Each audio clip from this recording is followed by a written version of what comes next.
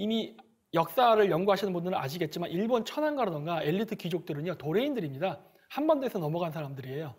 근데 일본에서 이제 그 역사적 연계성을 이야기할 때 한국인과의 연계성을 의도적으로 피하는 경우가 굉장히 많습니다. 아마 아실 겁니다. 왜냐하면은 일제시대 때 우리가 식민지를 당한 것도 있고 여러 가지 한일 간의 나쁜 감정 때문에 일본 사람들이 한반도로부터 넘어온 한국 사람이라 그러면 굉장히 그 수치감을 느끼는 것 때문에 굉장히 빙빙 돌리거나 수수께끼로 만드는 경우가 많죠. 일본의 그 대표적인 그 귀족 가문 중에 하나의 하타치도 마찬가지입니다.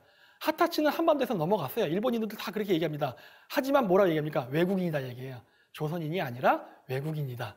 근데 그게 조금 어폐가 있습니다.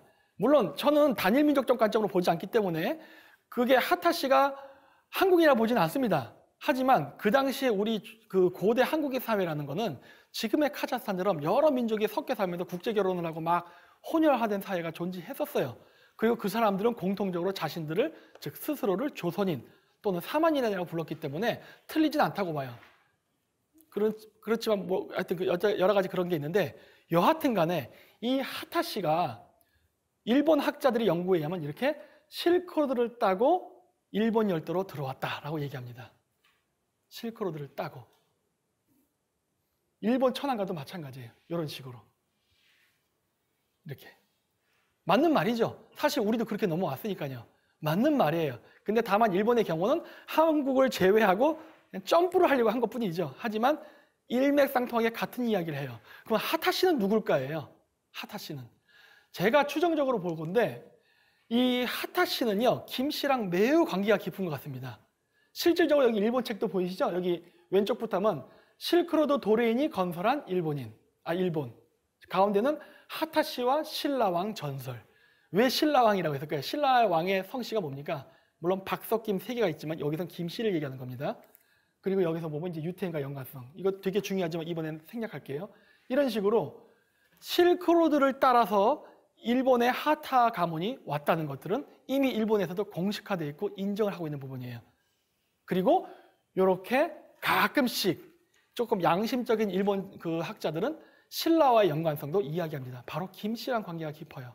그러면 하타시는 김씨일까요? 먼저 이걸 보면요. 이 신라 사람들은요. 여기서도 보듯이 우리도 이미 흉노랑 관계가 있다는 얘기를 합니다. 그렇지 않습니까? 그리고 중국 감소성에 가면 김씨들 많지 않습니까? 우리도 마찬가지로 실크로드 따고 들어온 거예요. 하타시들도 우리가 실크로드 따라서 한반도 일본 열도로 갈 때 같이 들어왔다고 볼 수 있는 거예요. 그랬는데 보시다시피 보십시오. 이 비석의 양식이 신라, 위구르, 그 다음 투르크, 그 다음 오그즈 장국이라고 있습니다. 그 카자흐스탄에 헝가리 민족의 조상이 되는 사람들도 하지만 그 사람들, 그 다음에 중국 당나라 때 네스토리우스 기독교, 즉 경교라 불렸죠. 그 사람들, 물론 유태인입니다. 그리고 이런 사람들과 같은 양식을 가져간다는 거예요. 비석 양식이 같죠? 이들의 공통점은 뭡니까? 투르크라고 우리가 부를 수 있습니다. 전반적으로 봤을 때는.